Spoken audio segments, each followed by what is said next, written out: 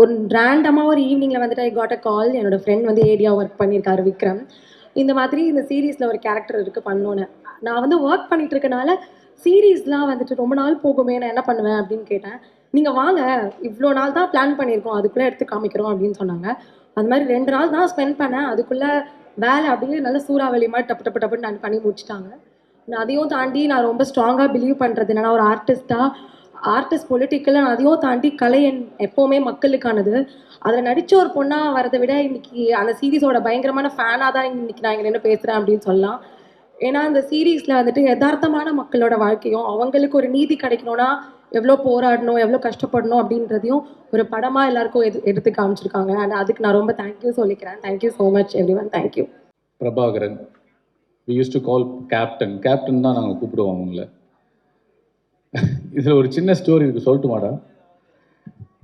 Okay, சொல்கிறேன் ஜாலியாக. நான் வந்து சிங்கப்பூரில் வேலை பார்த்துட்டு இருந்தேன். எங்கள் அண்ணனுக்கு பொண்ணு பார்த்துட்ருக்கோம். பொண்ணு பார்த்துட்டு வந்துட்டாரு.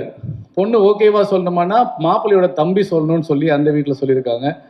மாப்பிள்ளை ஓகேவானா பொண்ணோட தம்பி வந்து பார்க்கணும்னு சொல்லிட்டாங்க. ஸோ பொண்ணோட தம்பி வந்து கோயம்புத்தூரில் படிச்சுட்டு இருக்கான், 8th ஸ்டாண்டர்ட். மாப்பிள்ளையோட தம்பி வந்து சிங்கப்பூரில் வேலை பார்த்துட்டு இருக்கான். பொண்ணோட தம்பி அவன், மாப்பிள்ளையோட தம்பி நான். அப்படி தான் எங்களுக்கான அறிமுகம். என்னுடைய மாப்பிள்ளை, என்னோட மச்சினை, எனக்கு உயிரான ஒரு ஒரு ஒரு மனுஷன். ஏன்னா ஆனால் என்னை பார்த்து தான் நீ சினிமாவுக்கு வந்திருக்கான். நான் நிறைய வாட்டி சொல்லுவேன், வேணாம் மாப்பிள்ளை நீங்கள் வராதிங்க, சினிமாவுக்கு வராதிங்க. நான் சினிமாவுக்கு வந்து ஒரு 3-4 இயர்ஸ் இருக்கும்போது தான் அவன் சினிமாவுக்குள்ளே வர்றான். அப்போ வேணாம் மாப்பிள்ளை, நீ சினிமாவுக்கு வராத, கொஞ்சம் வெயிட் பண்ணு, நான் ஜெயிச்சுக்கிறேன், அதுக்கப்புறம் வான்னு சொல்லுவேன். கேட்க மாட்டான். இதுவரை நான் சொன்ன எந்த விஷயத்தையுமே கேட்டதே கிடையாது. எனக்கும் அவனுக்கும் சண்டை பயங்கரமாக வரும். என் கூட தங்கியிருந்தான். ஒரு டைம் சண்டை போட்டு போயிட்டான். இன்ன வரைக்கும் அவனாக தான் இருக்கான். அவன் ஒரு விஜய் நான் சொல்கிறோம் இல்லையா, ஒரு வாட்டி என் முடிவு பண்ணிட்டேன், என் பேச்சு நானே கேட்க மாட்டேன்ற மாதிரி. அவன் கேரக்டர் எப்படி தான், எக்ஸாஸ்ட்ரா பண்ண மாட்டான். அவனுடைய சிந்தனை, அவனுடைய ஐடியா எல்லாமே ரொம்ப பெருசாக இருக்கும். அது நம்மக்கிட்ட கேட்டால் அது என்னடா இதெல்லாம் நடக்குமான்னு தோணும். ஆனால் எப்படியாவது முட்டி மோதி அதை நடக்க வைக்கிறதுக்கு முயற்சி பண்ணுவான். இன்னைக்கு சக்ஸஸ் பண்ணியிருக்கான். ஒரே ஒரு வாட்டி நீங்கள் கை தட்டினீங்கன்னா எனக்காக அவனுக்கு இனிமேல் லைஃப் நல்லா இருக்கணும்னு கடவுளை நான் வேண்டிக்கிறேன். இன்னொன்று, இன்னைக்கு பிரபாகரன் வந்து இந்த ஒரு சக்ஸஸில் இருக்கான்னா அதுக்கு முக்கியமான காரணம் எங்கள் மாமா சந்திரன். இங்கே இருக்காரா? எங்க மாமா கொஞ்சம் மேடைக்கு வர முடியுமா? இருக்காரா இங்க? இல்லை மாமா வாங்க. இல்லை வாங்க வாங்க, நீங்கள் ஒரு நிமிஷம் எனக்காக வாங்க, தயவு செஞ்சு ஒரே நிமிஷம் எனக்காக வாங்க. ஏன்னா நான் வந்து அவருக்கு பிள்ளையா போறதுன்னு கூட ஆசைப்பட்டிருக்கேன். இவனுக்கு என்ன வேணுமோ செஞ்சு கொடுத்துட்டே இருப்பாரு. இவருக்கும் அவருக்கு. மாமா மேலே வாங்க மாமா, தயவு செஞ்சு ஒரு வாட்டி வாங்க. ஏன்னா எந்த ஒரு பிள்ளையும் தகப்பன் இல்லாம இல்லை, தாய் தகப்பன் இல்லாம இல்லை. அவ்வளோ ஃபெயிலியர் பார்த்துருக்கான். நிறைய பேர் ஏமாத்திருக்காங்க பிரபாவை. இது வரைக்கும் நான் பிரபாக்காக எங்கேயுமே பேசினது கிடையாது. இன்னைக்கு நான் பேசலன்னா நான் நல்ல மச்சனாவும் இருக்க, மாமனாவும் இருக்க மாட்டேன், ஒரு ஃப்ரெண்டாகவும் இருக்க முடியாது. ஸோ இவரை வந்து நீங்கள் கைத்தட்டி, சந்திரன் இவர் இல்லைன்னா பிரபாகரன் இல்லை. இந்த மாதிரி ஏகப்பட்ட தந்தை இல்லைன்னா நல்ல மகன்கள் சாதிக்க முடியாதுன்றது உண்மை. தேங்க்யூ மாமா. இவரை பார்த்து நான் வந்து நிறைய டைம் பொறாமப்பட்டிருக்கேன். இவருக்கு நான் பிள்ளையா பிறந்திருக்கலாமே, அவங்ககிட்டே சொல்லுவேன் நான். ஏன்னா அந்த அளவுக்கு தன் பிள்ளையோட கனவுகளுக்கும் தன் பிள்ளையோட ஆசைகளுக்கும் திட்டினா கூட திட்டி சண்டை போட்டுருவாரு, அதுக்கப்புறம் பணம் போட்டு விட்டுருவாரு. இது வரைக்கும் இவன் இழந்த பணம் எனக்கு தெரிஞ்சு 3-4 கோடி இருக்கும். இந்த 15 வருஷத்துல சினிமாவுக்காக இழந்த பணம் 3-4 கோடி இருக்கும். அதுக்கு பின்னாடி நிறைய இழந்திருக்கோம் நாங்க.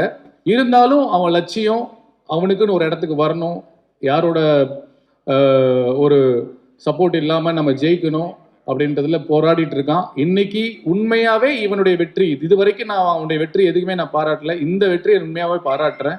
என்ன காரணம்னா, இந்த படத்தை ரொம்ப கம்மியான செலவுல எடுத்தது ஒரு மிகப்பெரிய வெற்றி, லோ பட்ஜெட்ல. அதுக்கப்புறம் எக்ஸ்ட்ரா செலவு பண்ணி இந்த படத்தை ப்ரமோட் பண்ணதுல அவன் ஜெயிச்சிட்டான், ஒரு பெரிய ப்ரொடியூசரா ஜெயிச்சிட்டான். உண்மையிலே இனிமேல் இன்னும் இதோட ஒரு பெரிய பெரிய ப்ராஜெக்ட்ஸ் அவன் நம்பி கொடுப்பாங்க, ஃபினான்சியர்ஸ் நிறைய இன்வெஸ்ட் பண்ணுவாங்கன்ற நம்பிக்கை எனக்கு இருக்கு. நானும் அதுக்கு உத்தரவாதம் கொடுக்குறேன். ஸோ பிரபா வந்து ஒரு நல்ல ப்ரொடியூசரா இப்போ நான் சொல்லியிருக்கேன். அவனுக்குள்ள ஒரு மிகப்பெரிய சினிமாட்டோகிராஃபர் இருக்காரு, ஆக்டர் இருக்காரு.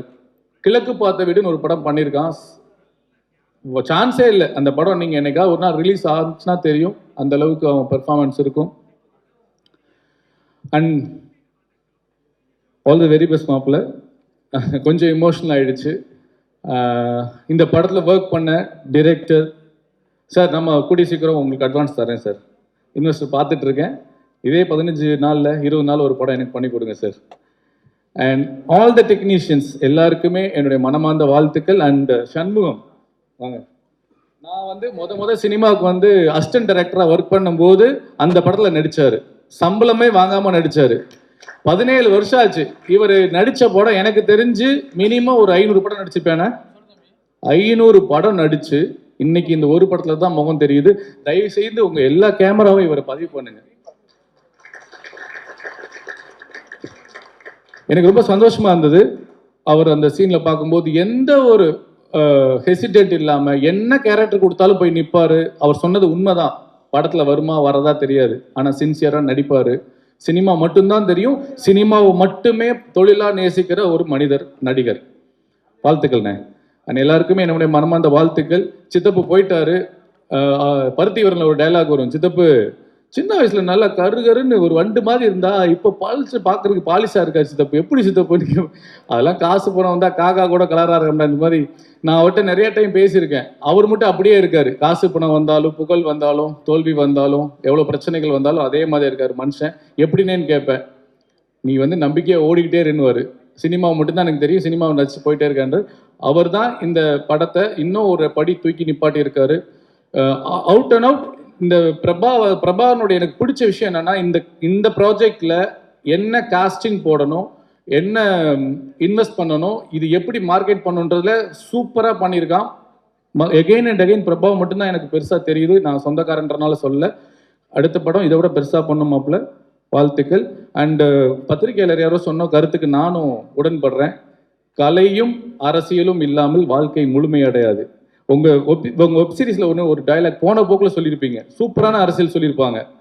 இந்த விமான நிலையெல்லாம் ஒருத்தர் அவருடைய இடத்த எழுதி கொடுக்காம யாருமே ஒன்றும் பண்ண முடியாது, அது சென்ட்ரல் கவர்மெண்ட்டாக இருந்தாலும் சொல்லி ஒரு சின்ன வார்த்தையை அழகாக ஒரு டைலாக்காக சூப்பராக சொல்லியிருப்பீங்க சார். அதுக்காக எங்கள் தமிழக வெற்றி கழக தலைவர் விஜய் அண்ணா வந்து பெருசாக போராடிட்டு இருக்காரு. அங்கே இருக்கவங்கள ஓட்டா பார்க்காம 10,000 குடும்பம்னு பார்க்காம ஒரு மிகப்பெரிய ஒரு பெரிய போராட்டத்தை எடுத்து கையில் எடுத்து சட்டமன்றத்துக்கு கூட உள்ள போற அளவுக்கு கூட முயற்சி பண்ணிட்டு இருக்காரு. ஸோ இந்த மாதிரி விளக்கங்கள்லாம் வந்து எங்களுக்கு இன்னும் ஊக்கமா இருக்கு அதெல்லாம் பார்க்கும்போது. ஸோ பரந்தூர் மக்கள் லா அண்ட் ஆர்டர்ல இருக்கு. நீங்க கையெழுத்து போடாம உங்க இடத்த கொடுக்காம கவர்மெண்ட் கையகப்படுத்த முடியாது.